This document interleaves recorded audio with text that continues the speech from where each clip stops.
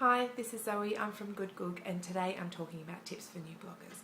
Thought this would be a good vlog topic because I asked on Twitter and nobody had any topics for me, which is disappointing because I have a lazy approach to content creation really, and I much prefer people give me ideas than, I actually have to create stuff on my own. But today's vlogging day, so I had to come up with something, and my idea is a vlogging series for new bloggers.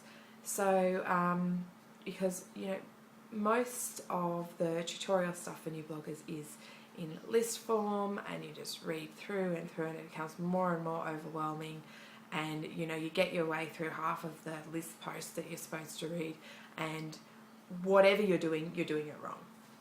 So I thought I would start something on all of the things that really helped me when I was starting my blog. So the first thing I would say beyond anything else is get a blog buddy. I know it means that us socially awkward people have to get out there and mingle with other socially awkward people and find someone to be our buddy, and it's hard, but it's the most important thing when you're starting out. And not just somebody who will occasionally stop by your blog and say, hey blog buddy, how are you? No, somebody who will actually comment on every single thing that you write, somebody who you exchange guest posts with, somebody who you communicate a lot with on Twitter and Facebook, and you share one another's stuff, and somebody who you will start new projects with. And basically it's like a marriage, only less grumpy. And the reason why you do that is for two reasons really. The first one is it strengthens your network. Having a really close relationship with somebody like that, it means you don't just have your network, you have their network as well, and as you both grow, the other one will grow as well. So you can basically build on somebody else's network as well as your own. But the second reason is the far more important reason, and it's that in the early stages of blogging, it can be so depressing because you write stuff and put it out there and no one comments, and it's just like the sound of crickets, and you think, who else other than my mother is reading this really?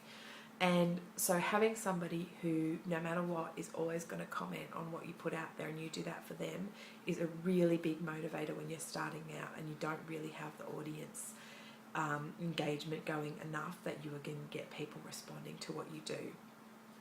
So that is the biggest part of having a blog buddy.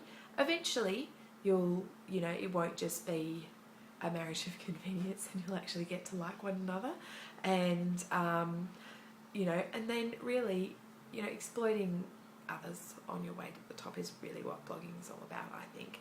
So, and that's the beginning. Exploitation starts with blog buddies. So thanks for listening, and I will attempt to come up with some more blog tips for new people if I get comments on this vlog, which at this point is seeming highly unlikely now that I've suggested that it's an exploitative marriage.